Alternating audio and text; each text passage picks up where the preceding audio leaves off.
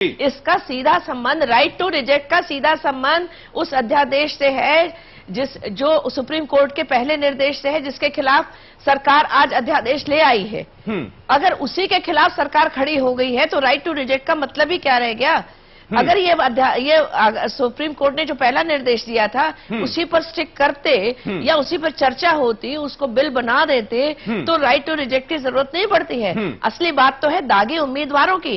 दागी उम्मीदवारों पर को नहीं आना चाहिए। इस बात पर हमारा स्टैंड क्लियर है, भारतीय जनता पार्टी का स्टैंड क्लियर है और हमारा भी ये सही कह रहे हैं मिश्रा जी, मैं भी बहुत स्पष्टता से इस बात के से सहमत हूं कि वास्तव में ना नागनाथ को चुनो ना सामनाथ को।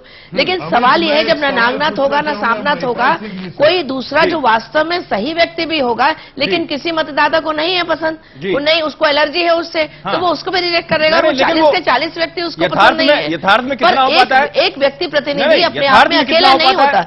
यथार्थ में कितना हो पाता है? दोनों पार्टियां कितने लोगों को अकेला नहीं होता, उसके साथ एक पार्टी की विचारधारा होती है, वो एक पार्टी को रिजेक्ट करता है। क्योंकि जो भी नियम बनते हैं, जो विधानसभा में विधेयक बनते हैं या लोकसभा में जो भी नियम, सुधा जी मैं आऊंगा, सुधा जी मैं आपके पास आऊंगा इस बीच, सुधा जी मैं आपसे प्रश्न करूंगा। इस बीच प्रज्ञान जी प्रश्न करना चाह रहे हैं। महिपाल जी हमारे साथ बने हुए जिनके संगठन ने 9 साल तक की लड़ाई लड़ी है।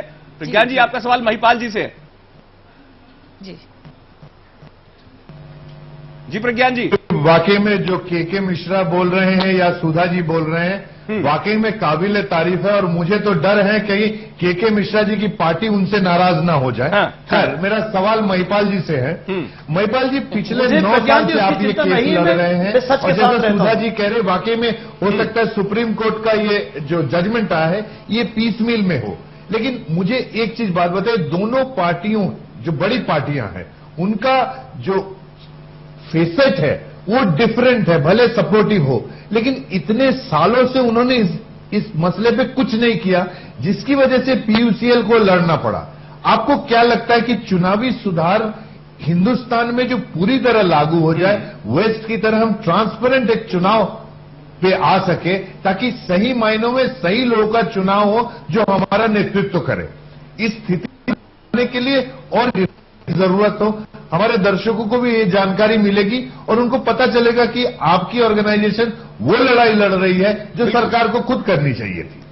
देखिए, पारदर्शी सिस्टम हो, चुनाव भी पारदर्शी हो और जो वोटर है वो किसको वोट दे रहा है वो उसे पता भी हो और ये अधिकार भी हो उसके पास कि वो अगर जो भी जितने प्रत्याशी उनमें से किसी को भी ठीक नहीं समझता है तो सबको रिजेक्ट कर सके, ये अधिकार भी हो उसके पास। यहां तक तो बात पहुंच गई है।